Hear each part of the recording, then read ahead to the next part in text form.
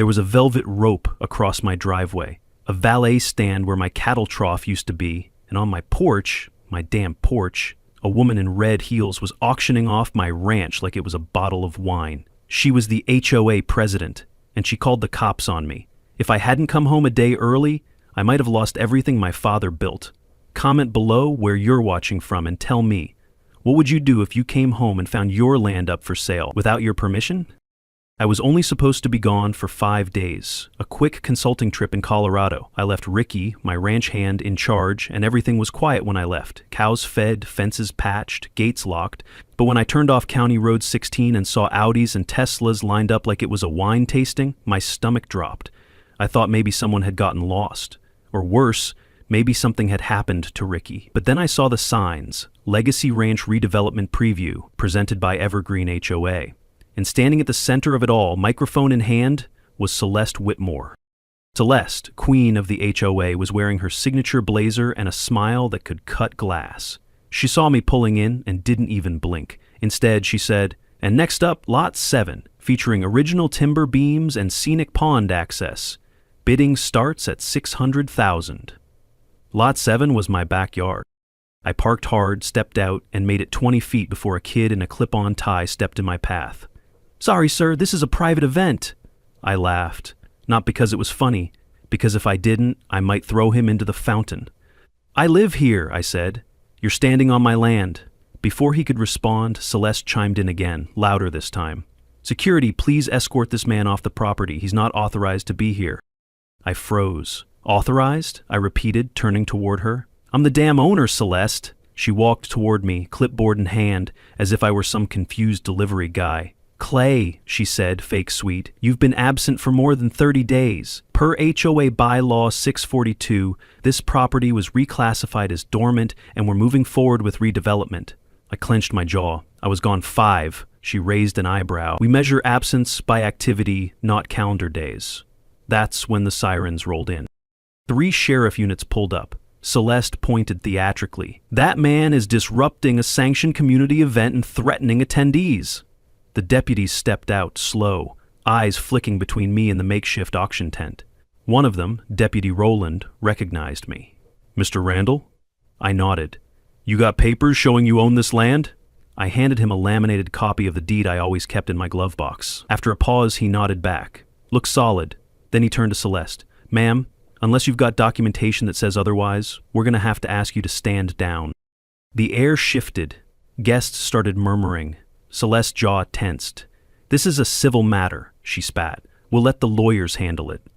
She turned her back and walked away, but not before leaning in close and whispering, "This isn't over." I watched her retreat, her high heels stabbing into my lawn like bayonets. The event disbanded in slow motion. Champagne flutes left half full, folding chairs knocked over. Someone even tried to take a brochure with my name on it. I didn't stop them. I was too busy walking to the porch, my porch, and unlocking the front door that hadn't seen another key in over 40 years. Inside, I went straight for the old war chest my father left behind. Beneath the medals and photos was a thick leather folder with the original deed, the full 5-page document, including one crucial clause added in 1982. Owner reserves unilateral veto over all third-party claims to land use in event of contested jurisdiction. I stared at the word, veto. That word was about to become Celeste's nightmare. As I closed the folder, my phone buzzed, a message from Ricky. "Boss, you might want to see what she just sent to the HOA email list. She's calling you a squatter." I stood there, fingers tightening on the folder. So this wasn't just about land anymore. This was war. The next morning, the entire ranch felt tainted. The air was still clean, the sun still golden across the field, but I couldn't unsee the memory of strangers sipping Chardonnay where my cattle used to roam. I walked the fence line with my coffee, boots crunching against gravel, passing a few discarded brochures left behind by yesterday's prospective buyers. One flyer even had a digital rendering of my barn, with the roof replaced by solar panels and labeled as a wellness center. I crumpled it without reading further. Whoever dreamed that up hadn't spent a single minute wrestling a frostbitten calf or burying a rusted tractor axle in the rain. They didn't understand land. But Celeste, she understood loopholes. And that's what made her dangerous. I headed into town. First stop, the county recorder's office. I needed to know exactly what kind of paper trail Celeste had tried to manufacture. The clerk behind the window was a guy named Kent, mid-30s, good head on his shoulders, and someone I'd helped a few years back when his hunting license got messed up in a computer crash. He recognized me immediately. "Clay? What brings you here? You finally ready to sell that back pasture to the solar company?" I smiled. "Not unless they want to buy the HOA with it." "Listen, Kent, I need all recent filings tied to Parcel 48, Section 7, especially anything filed by or related to Evergreen HOA. He raised an eyebrow, tapped at his keyboard, then muttered, "Well, hell." Turns out Celeste had filed a redevelopment claim less than 72 hours after I left for Colorado. She'd bundled my ranch into a larger zoning map update claim. It had fallen under provisional governance expansion thanks to a recent vote passed at an HOA meeting I hadn't been invited to. Worse, she had filed an intent to establish redevelopment rights form, a document that wasn't legally binding in itself but could trigger bureaucratic reviews that freeze a property owner's ability to conduct major repairs or land modifications. I stared at the screen while Kent scrolled. "She filed this without a single signature from you?" he asked. "Not one," I said, "and here's the kicker. I wasn't even gone a full week." Kent leaned in, dropped his voice, and added, "Man, you pissed off the wrong petty dictator." Armed with those records, I drove across town to the office of Henry Tate, my late father's old attorney. Henry was 79 if he was a day, and sharp enough to carve legal arguments into stone with a butter knife. He lived in a white colonial house that doubled as his firm. Just 2 rooms, a ceiling fan older than the moon landing, and enough paper files to wallpaper Texas. When I walked in, he didn't even look up from his yellow legal pad. "You've got trouble, Clay," he said, like he'd been expecting me. "How bad is it?" I asked, taking a seat across from his desk.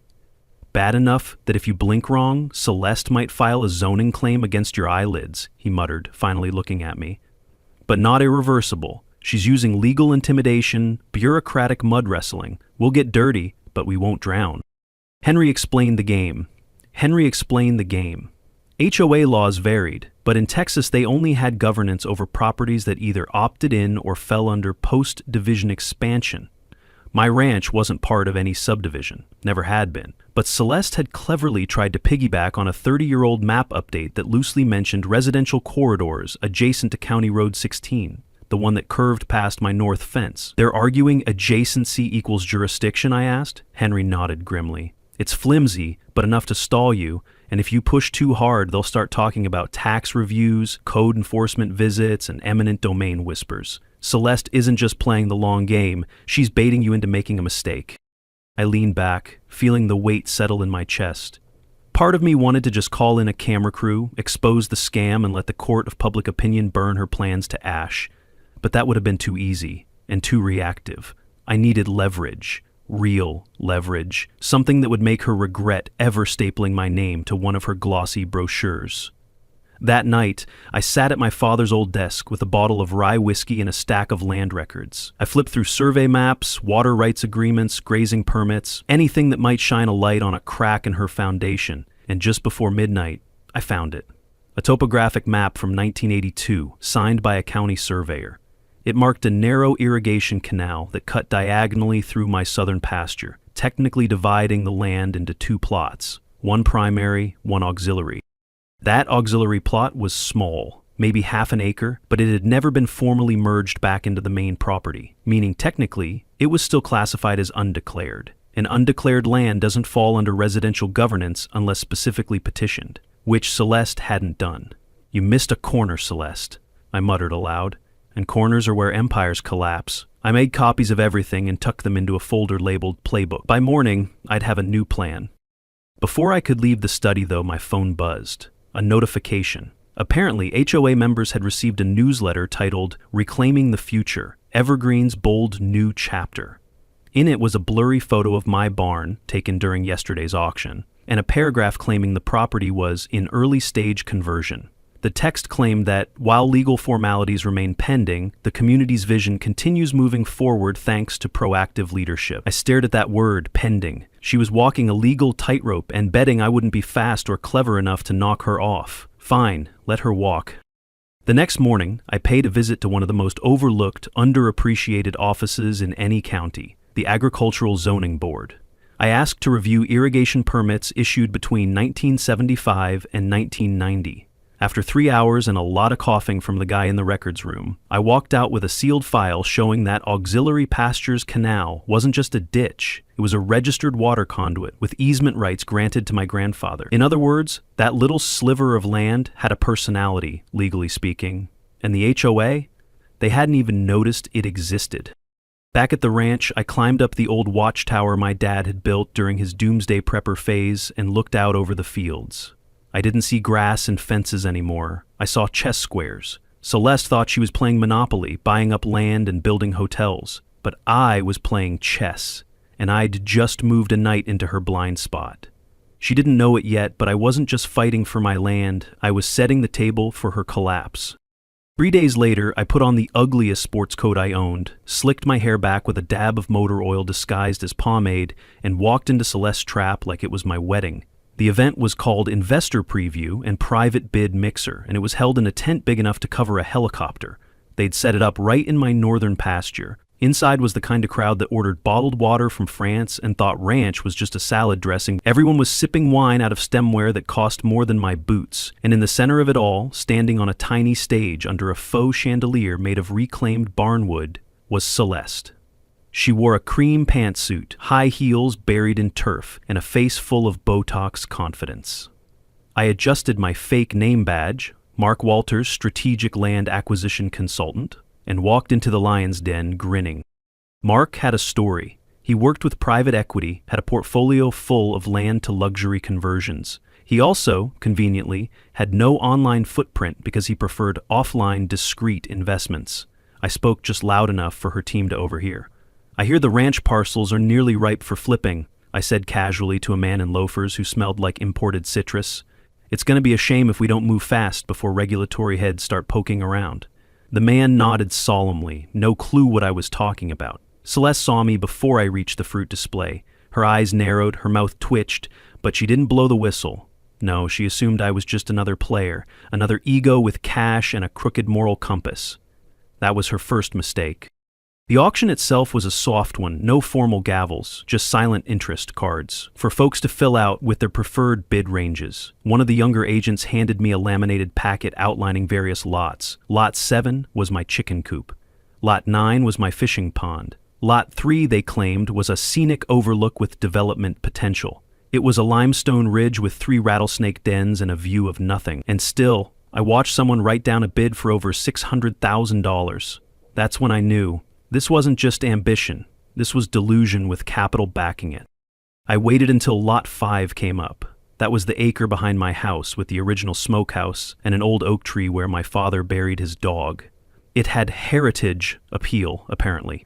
Bidding interest came from 3 parties, one of whom looked like he sold crypto pyramids at country clubs. I raised my hand and said, $1.2 million, cash. The room hushed. Even Celeste blinked.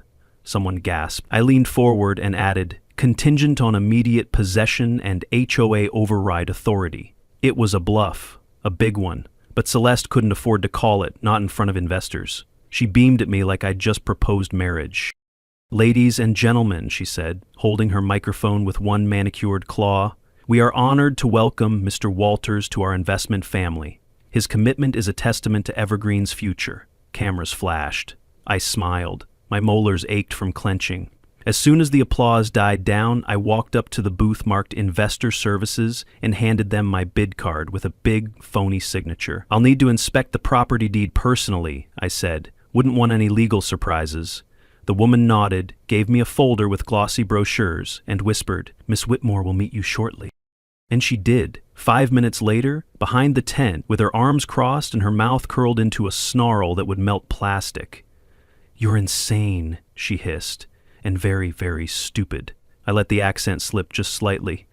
"Funny. That's what people always say before they lose." She leaned in. "You don't have the money. You're bluffing. And when this collapses, I will sue you for fraud so hard your cattle will need lawyers." I smiled and held up a small voice recorder. "Say that again, would you?" She went silent, then smirked. "You think you're clever, Clay. But you're not the only one with recordings. Just remember, this land sits in a gray zone. If I file the right noise complaint, your entire ranch could be declared hostile for livestock. And don't forget the fire safety board. One matchstick and your barn becomes evidence." She turned and walked away, heels stabbing divots into the ground like punctuation marks. I watched her go, heart pounding, not from fear, but from adrenaline. She had just tipped her hand. She was afraid. And that meant it was time to show my ace. That night, I uploaded the voice recording and sent it straight to Henry.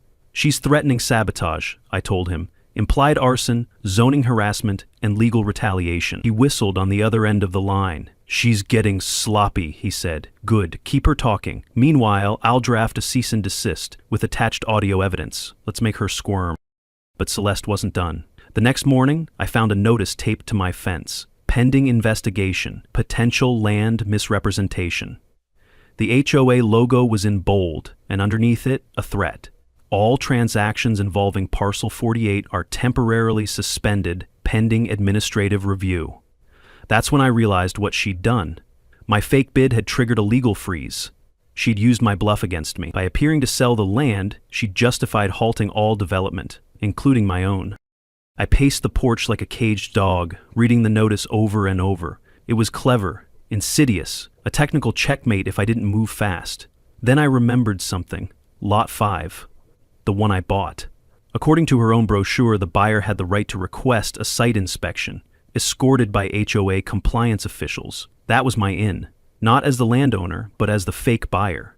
I could walk into my own ranch under HOA supervision, poke around, and dig up the weak spots in her plan. Hell, I could even plant a few. The next afternoon, I scheduled my inspection. Celeste didn't show. She sent her assistant, a nervous guy named Nolan who looked like he cried at Pixar movies. He followed me around like a duckling while I assessed the condition of the smokehouse, took photos of the soil, and asked leading questions about drainage and zoning permits. Nolan admitted, very casually, that most of the new map hasn't been reviewed by the county yet. I almost kissed the poor idiot. I ended the inspection at the southern boundary, right where that auxiliary strip of land sat, unnoticed and quietly defiant. I took a photo of the old irrigation channel, then another, then looked back at Nolan and asked, "Tell me, does the HOA plan on including this plot in their filings?" He blinked. "Plot? That's not on the development sheet." I smiled. "No? That's funny, because it has a registered water easement, which means it predates Evergreen's jurisdiction entirely." I let that hang in the air. Nolan turned a shade paler. By the time I walked back to my porch, the wheels were already turning. I'd baited the hook. Celeste thought she'd turned my play against me, but she hadn't noticed that I'd marked the board. The game wasn't over. It hadn't even started.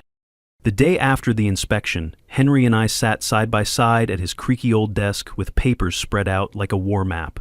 He wore his usual suspenders, glasses halfway down his nose, sipping lukewarm coffee from a chipped mug that said, "World's Oldest Paralegal."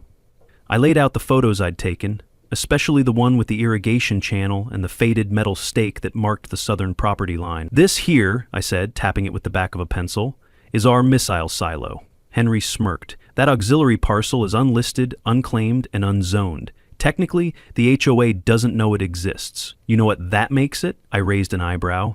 "A legal landmine," he nodded. "And if we time it right, it'll blow their whole case to hell."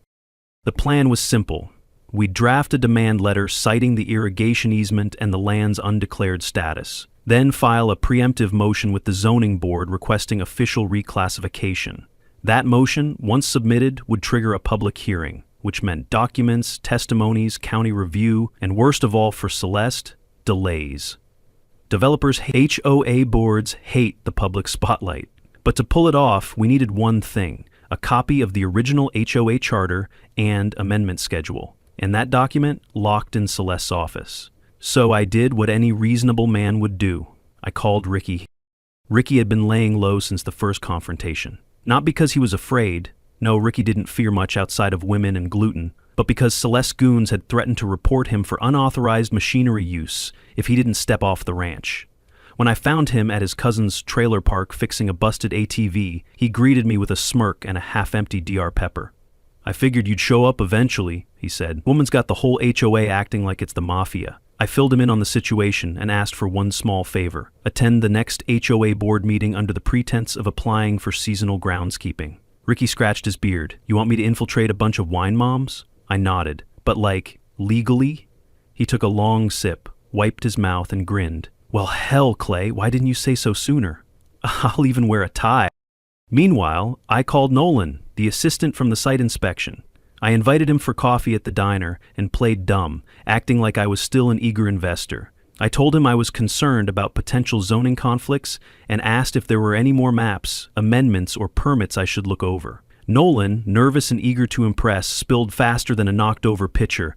Actually, he said, Ms. Whitmore updated the charter last year, but we haven't filed the changes with the county yet. She said something about waiting for approval by practice, not policy. My ears perked up. Practice? He nodded. You know, like de facto control or whatever. It's kind of her phrase. I smiled, mentally filing away the words. De facto control. That wasn't governance. That was squatting with a newsletter. 2 days later, Ricky showed up at my porch with a grin and a USB stick. Got it off Nolan's laptop, he said proudly. The kid left it open while I was moving potted plants. You won't believe the crap Celeste's been cooking.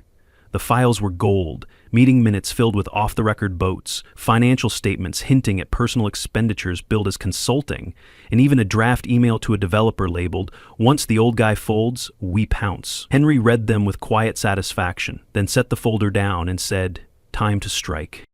We sent the documents to the county clerk with an official request for audit. Simultaneously, Henry filed the land classification petition, attaching photos, maps, and sworn statements from my father's old surveyor. By Friday, Celeste received a summons to appear before the county zoning board, and that, apparently, scared her enough to fight back in full. That weekend, I woke up to find my front gate padlocked from the outside with a county notice stapled to it. Environmental hazard assessment pending. Do not enter. There were no hazards. There wasn't even trash, just an anonymous complaint, filed with a photo of a potentially leaking fuel drum. That drum? An empty rain barrel from 1973. Celeste had pulled strings. Not legal ones, bureaucratic ones. She was trying to choke me with paperwork, and I'll admit, part of me cracked. I kicked that gate open with a crowbar and stormed up to the ridge to clear my head. I stood there, looking out over the fields where I'd played as a boy, worked as a teen, rebuilt as a man. I felt like she'd taken something invisible but sacred, the piece of ownership, and that's when it happened. The sound of snapping branches. I turned to find 2 HOA inspectors wandering near the canal, clipboard in hand. "You're trespassing," I said. They looked startled. One raised a badge like it meant anything. "We're performing a perimeter compliance review," he said. "Under what authority?" I asked. He hesitated. "Executive committee." I stepped forward. "This is undeclared land outside HOA boundaries." His mouth opened, closed. Then I added, "And you just admitted on camera to unlawful entry." I held up my phone. It wasn't recording, but they didn't know that. They left in a hurry.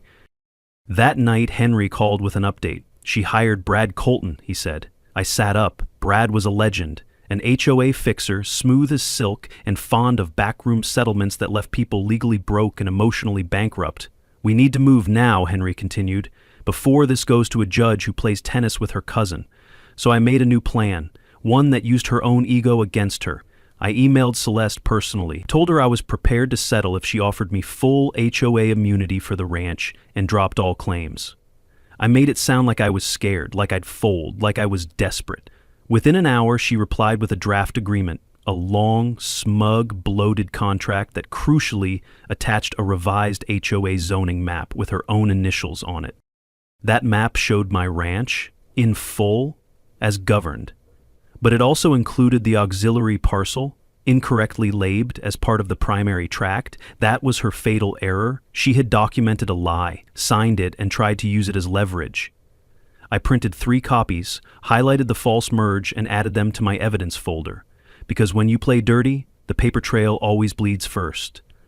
And Celeste, she just handed me the knife. It started with a dead calf. Not exactly the plot twist you'd expect, but out here, death is either natural or deliberate, and I had a gut feeling this wasn't natural. The morning after we sent the revised HOA map to the zoning board, I found one of my heifers limp near the creek, her front leg caught in barbed wire that hadn't been there the day before. The cut was too clean, the wire too fresh, and the way it was placed, it wasn't an accident, it was a message. I didn't have proof. Not yet, but my instincts hadn't failed me in combat zones or courtroom showdowns, and I wasn't about to start second-guessing them now. That was just the beginning. Over the next 48 hours, my ranch turned into a playground for silent harassment. My mailbox was ripped off its post. My internet went down. The well pump tripped 3 times in one day, even though the electrician had just serviced it last month. At first, I thought it was just bad luck stacked on bad timing. But when I saw 2 HOA volunteers, those same 2 clipboard-toting guys from before, lurking near the pasture gate at sunset, I knew. This was Celeste's pushback. She couldn't beat me in court yet, so she was trying to wear me down, to grind me into compliance. And I'll be honest with you, for a moment, it was working. I couldn't sleep. I couldn't work. Every noise outside sent me to the window with my flashlight and sidearm. I started locking the barn, then double-locking it. Ricky brought over his old shepherd dog, Hank, just in case. Hank didn't bark much, but when he did, it meant someone was near. The third night, I heard him growl. I didn't see anything when I stepped out with my shotgun, just tire marks near the western fence and the faint smell of diesel, but that was enough. I called the sheriff the next morning. He came out, took a look, and said the same thing they always say. Without direct footage or a license plate, there's not much we can do. So I did what a man does when he has no one to lean on. I broke down. Quietly. Alone. It was around 2 a.m. I sat in the same chair where my father used to do his nightly readings and stared at the wood stove until the glow faded into ash. I was tired.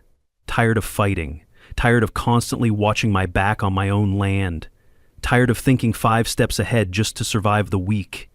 I poured 2 fingers of rye, but I didn't drink. I just held the glass and whispered to no one, "Am I losing?"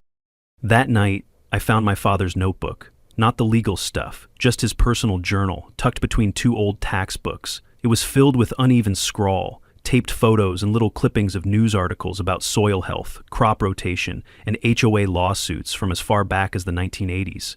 One line was underlined in red, so hard the pen had almost torn the page. They only win if you give up your peace before they take your land. I don't know why that hit me like it did. Maybe because it was true. Maybe because I knew damn well Celeste didn't care about property. She wanted obedience. The next morning, I decided I wasn't going to play defense anymore. I pulled out every document I had, every file Ricky had snagged, every statement Nolan had let slip, and I built a case, not just legal, but personal. I wasn't going to fight her through protocol anymore. I was going to expose her for what she was.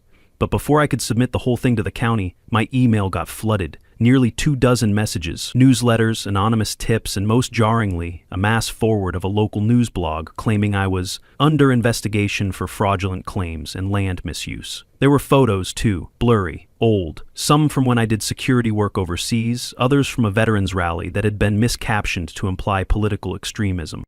Celeste had gone nuclear. And she wasn't doing it through the HOA anymore. She was pulling in outsiders, PR firms, bloggers for hire, maybe even private investigators. My reputation wasn't just under fire, it was being remodeled into something crooked, and worst of all, people started believing it. The barista at the diner didn't smile when I came in. The feed store clerk was out of stock for an order I'd placed a week prior. Even Ricky said someone had asked him if I was prepping for war out on the ranch.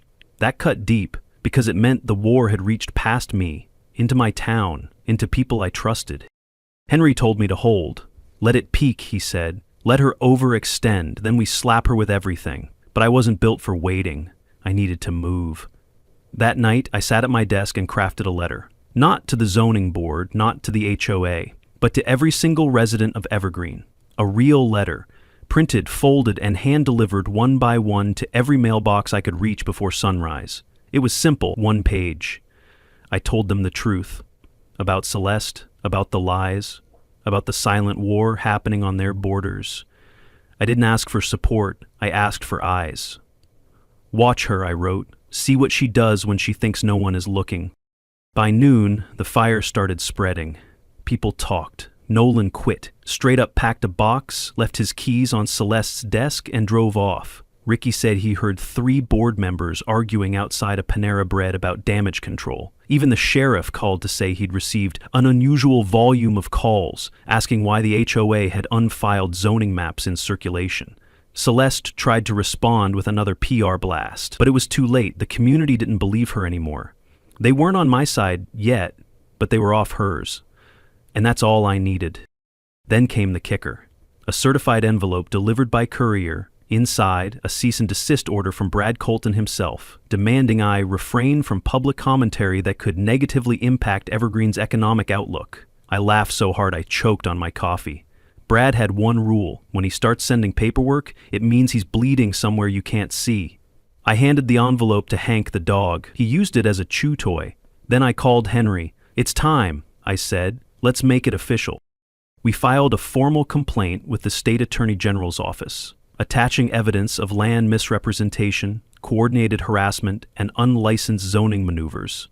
And at the end of it, Henry added one more thing: a request for an emergency injunction against Evergreen HOA. Signed, stamped, submitted. Celeste had thrown everything she had at me, and for the first time in weeks, I wasn't afraid, because I knew something she didn't. She was about to see what happens when the land fights back.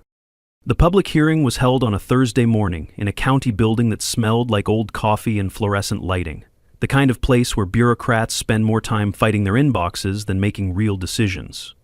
I wore my cleanest jeans and the jacket my father used to wear on Sundays, the one with the frayed elbows and the scent of cedar still clinging to the lining. Henry stood beside me, briefcase in one hand, 3 highlighters in the other. "No theatrics," he muttered under his breath, "just facts." I nodded, though I had a feeling this day was going to end with more than just paperwork. Celeste arrived 20 minutes late. She waltzed in like the queen of a HOA-themed soap opera, flanked by Brad Colton and 2 of her board members, Donna Ridgway and Marcus Price, both of whom had faces like dried fruit and ethics to match. Celeste wore navy blue and carried a binder so thick I thought she was preparing for trial, not a zoning board meeting. She barely glanced at me as she passed, but her lips twitched just enough to register contempt. I smiled at her. Big, slow, and full of pity. The chairman of the zoning board, a man named Glenn Holloway, opened the session with the usual monotone droning about agenda items and public record. Then came our case, item 7A. Review of development claims and jurisdictional boundaries pertaining to Parcel 48 and Subparcel 48B, with consideration of HOA governance legitimacy. Glenn read it like he was announcing the winner of a very boring raffle. Then he looked up and said, "We'll begin with the property owner." That was my cue. I walked to the podium, opened the folder in front of me, and began. No theatrics, just facts. I started with the original deed, my grandfather's signature, the county seal from 1937, and the handwritten note about property boundaries, including the southern parcel. Then I moved to the auxiliary land and the irrigation easement from 1982. I pointed out that it had never been merged or redrawn and thus was not subject to any post-division HOA claim. Then I passed around photos, maps, and the letter Celeste had signed labeling the entire tract as governed, despite knowing it wasn't. The board flipped through each page. Slowly.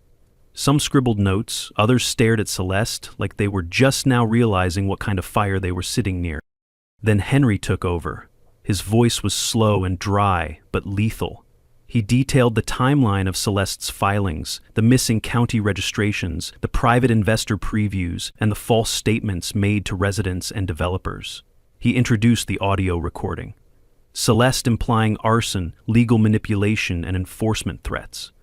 The clerk played it aloud, and I watched the room change. You could hear her voice, clear, smug, and dangerously careless.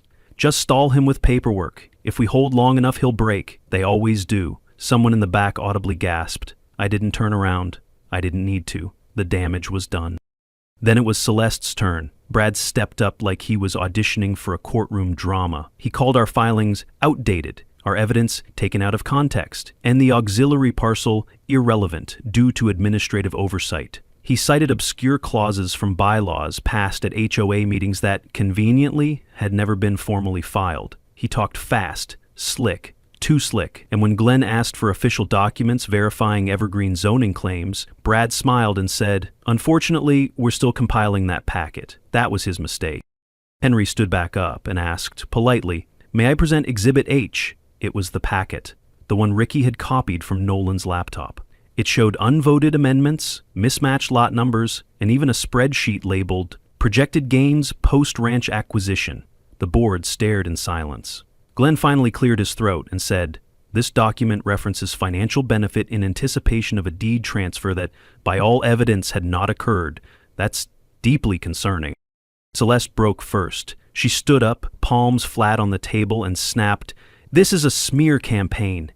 He's manipulating history, dragging this town through the mud for his own pride." Her voice cracked at the end, which made the silence that followed even louder. Glenn leaned forward. "Were you aware that Parcel 48B was legally exempt from Evergreen's jurisdiction?" Celeste hesitated, just a blink. "Just long enough. I interpreted the boundaries as inclusive," she said carefully. Glenn nodded. "And did you file the zoning update with the county?" Brad interjected. "We intended to, but due to clerical—" "That's a no," Glenn said, firmly. Then he looked to the board. "We'll take a 5-minute recess, then we vote." Celeste didn't look at me. She sat rigid, staring at the floor like it had betrayed her. Brad whispered something into her ear, but she didn't respond. Donna and Marcus leaned away from her, visibly nervous. I stood near the back wall and watched the door, waiting for her to bolt. But she didn't. Maybe she still thought she could win. Or maybe she knew she'd already lost and just didn't want to give me the satisfaction. 5 minutes later, the board returned. Glenn cleared his throat again, then said, "Based on the evidence presented, the board unanimously rules in favor of the property owner. All development claims made by Evergreen HOA are hereby rescinded. Further, a recommendation will be submitted for legal investigation into misrepresentation and abuse of zoning authority." That was it. No applause, no celebration, just the cold, satisfying snap of justice sliding into place. As I packed up my documents, Glenn approached and extended his hand. "You fought hard, Mr. Randall. Not many do." I shook his hand. "I wasn't fighting just for me," I said. "I was fighting for everyone who can't afford to fight people like her." Behind me, Celeste stood frozen. A reporter had shown up, someone from a local paper. They started snapping photos. She shielded her face and hissed something to Brad before storming out of the room, and just like that, her empire began to crumble. By sunset, news had spread. Someone posted about it on a neighborhood bulletin board. Ricky told me that 3 other homeowners who had been quietly bullied by the HOA had already filed inquiries into their own property statuses. The sheriff dropped by just before dark, not on business, just to tip his hat and say, "He heard you held your own." He didn't stay long, but before he left, he said, "Word is, she's being called in for an ethics review by the state board." I didn't say anything. I just nodded and walked back toward the barn. I leaned against the fence, staring at the land. My land. The breeze moved through the grass like nothing had ever happened, like it had been waiting for me to come back the whole time. And in that moment, I wasn't angry, I wasn't proud, I wasn't even relieved. I was just still. For the first time in weeks. Celeste tried to bury me in noise, but she forgot something important. Silence can be a weapon too. A week passed, and the ranch finally felt like it belonged to me again. Not just on paper, but in spirit. The birds returned to the eaves, the barn cats started showing up for scraps again, and even Hank the dog seemed less on edge, dozing off under the oak tree like nothing had happened. Ricky came back full time, and we spent 2 straight days fixing the gate Celeste's had busted, repainting the sign I'd put up years ago, "Randall Ranch, family owned since 1937. I considered adding a line underneath, "No HOA trespassing." Might even thrown in a skull and crossbones for flair. Celeste, on the other hand, vanished. Not literally, though I wouldn't have been surprised if she'd chartered a one-way jet to Scottsdale. She resigned from the Evergreen HOA due to personal reasons 2 days after the hearing. The statement was posted without ceremony. No photo, no thank you message, just a 1-paragraph shrug of defeat. Her inner circle disbanded like frightened rodents. Donna Ridgway was seen at the community pool trying to talk her way into a water aerobics class she once tried to ban. Marcus Price started delivering Amazon packages part-time. An honest gig, at least. Brad Colton? Rumor had it he pulled out of 3 other ongoing HOA lawsuits once word got around that the state attorney general's office had started requesting his firm's billing records. I didn't throw a party, didn't pop champagne or ride through town like Caesar. Instead, I went to the feed store and bought a flat of sunflower seeds, then drove out to the southern edge of the property, the auxiliary parcel, the one that saved everything. I planted the seeds along the canal, one by one. Not for show, not even for harvest, just as a reminder that something good could grow out of a borderline war. As I stood up and wiped the dirt from my hands, I felt the breeze pick up. It carried that scent of summer coming early. Sun-warmed wood, fresh hay, and the faint trace of whatever dignity Celeste had left blowing away across county lines. But the story wasn't done. 3 weeks later, I received a letter in the mail. No return address, just a wax seal that looked like someone had watched too many courtroom dramas. Inside was a formal invitation to appear at a regional HOA accountability symposium. Apparently, my precedent-setting case had been selected for review by a task force looking to reform zoning enforcement standards. At the bottom of the page, in elegant font, it read, "Mr. Randall, we believe your experience could help ensure this never happens again." I snorted. I wasn't looking to become the poster boy for HOA resistance. But part of me knew this wasn't just about me anymore. Henry agreed. "You've done something rare," he said, sipping bourbon on my porch later that night. "You didn't just win, you made her lose, in full view of everyone." He stared off across the pasture. "That's a different kind of justice, the kind people remember." I didn't respond at first, just watched the sun sink behind the hills. Then I said, "She'll come back, you know. Not her exactly, but someone like her. New name, new plan, same poison." Henry nodded. "Then you'll be ready. Or someone else will, because they heard your story." The next morning, Ricky handed me a newspaper. Front page, a blurry photo of Celeste, dressed in beige, sitting in a conference hall with a placard in front of her that read, "Real Estate Consultant." Below the photo, the headline, "HOA President turned Advisor on Community Efficiency Initiative." I laughed so hard I nearly spilled my coffee. There she was, reborn, repackaged, trying to reinvent herself as a community expert. But this time, I wasn't angry. In fact, I almost admired the gall. Almost. Later that week, I got a knock on the door. It wasn't a neighbor or the mailman. It was a young woman in her 20s, clipboard in hand, car parked just down the drive. "Mr. Randall?" she asked, a little nervous. "I'm with County Planning. We're doing a survey of independent landowners who recently resisted HOA expansion. Would you be willing to answer a few questions?" I raised an eyebrow. "Is this part of some program?" She smiled. "Actually, it's connected to a new county ordinance named after your case. The Randall Clause." I blinked. "You're kidding." She shook her head. "Nope. The clause requires all zoning changes within a half-mile of legacy rural properties to be reviewed in person by a certified county official. No more invisible maps. No more provisional absorption." I couldn't help but grin. "Well," I said, "that's poetic." But the final twist came when I least expected it. One afternoon, I found a drone hovering above my pasture. Not high, low enough that it was clearly being piloted by someone nearby. I tracked it with my eyes, waited for it to dip behind the silo, then drove my ATV to the far ridge. There, hidden behind a stand of cottonwoods, was a rental SUV, license plate from Arizona. I parked 20 feet away, approached slowly, and tapped the driver's side window. The man inside jumped. He wore sunglasses, cargo pants, and the panicked expression of a guy who just realized he's been made. "You lost?" I asked. He didn't answer, just started the engine. Before he could reverse, I snapped a photo of his plate. He peeled off in a hurry, dust cloud trailing behind him like a busted scheme. I sent the photo to Henry, who made a few calls. An hour later, he called me back. "Guess who hired that car?" he said. "Brad Colton. His firm's trying to build a reputation rehabilitation portfolio. They've been documenting people they lost to spin a comeback story." I laughed. "He thinks he's writing a redemption arc?" Henry chuckled. "More like ghostwriting one. But you're part of it, whether you like it or not." I hung up, looked out at the land, and said aloud, "If they want a story, I'll give them one, just not the ending they're expecting." I still get letters sometimes, from folks across the country, people who stood up to bullies in cul-de-sacs and gated communities, people who planted their boots and said, "Not today." Most of them aren't looking for advice. They're looking for confirmation that they're not crazy for wanting peace, for defending something they built. I tell them the same thing every time. The law won't always protect you. But truth? Truth has a way of surviving long enough to matter. And as long as I've got dirt beneath my boots and ink on a deed, no board, no binder, no bleach blonde tyrant in heels is going to take what's mine. Not now, not ever.